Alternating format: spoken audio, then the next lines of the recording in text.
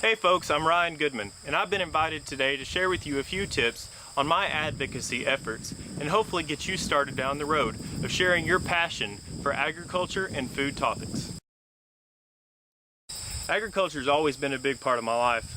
I grew up on a ranch in Arkansas. We had about 1,200 head of commercial Angus cows, and my family managed an operation where we had 12,000 head of stocker cattle a year. We own those cattle from the time we purchased them from local farmers all the way through the finished feeding phase at the feedlots in the Texas and Oklahoma panhandles until the time they were slaughtered at the local slaughter plant. And that was just part of the way life was for me. I thought, that's raising cattle and being acquainted with where our food comes from and having a large garden was something that everyone was kind of acquainted with. But as I graduated high school and went on to college at the University of Arkansas, I began to realize a lot of people in the agriculture programs really didn't have an agriculture background. A lot of people may have been raised in suburban areas and went to their grandparents' farm or relatives' farm on the weekends, and a lot of people were not as in touch and as close to food production as I was. As I began to go through college, I began to broaden my experiences in agriculture. I took several internships on different ranches and a feed yard in Texas, and I went up to Wyoming.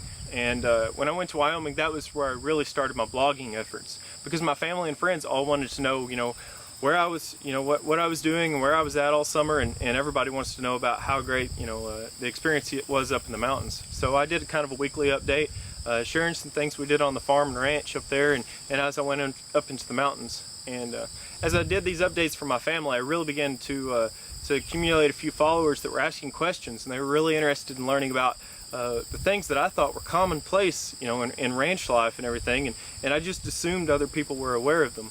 And so this really began to pique my interest.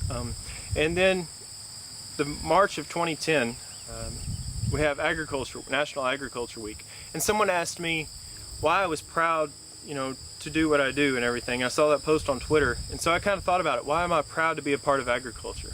Why am I proud of my heritage, my family's, career, and my future career in agriculture and cattle production? So I wrote a blog about it for the magazine that I was writing for at the time, and I had a huge response. A lot of people were really interested in just the thought and the concept of asking, why are we proud to be a part of agriculture? So this launched a whole new blog for me, and has really been the platform for my blogging and my social media and my advocacy efforts ever since. And I really am interested in asking people why they're proud to be a part of agriculture. I've ran into a lot of people that use social media to share, just fact after fact, and really try to use science to back up our efforts. And customers have received these, these science facts and everything so much that they're really kind of bogged down with them. And we have to remember that social media is about building relationships. We build relationships with other people, and in those relationships they may be able to build a trust where they're at least able to listen to our experiences, be more open to listening to them.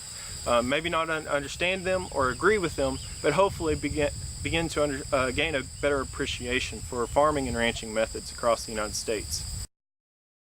If you'd like to learn more about my story and tips that I have to share on using social media for agriculture advocacy, you can visit my blog at agricultureproud.com, or you can find me on Twitter at AR_ranchhand, and on Facebook, look up my Facebook fan page at I Am Agriculture Proud.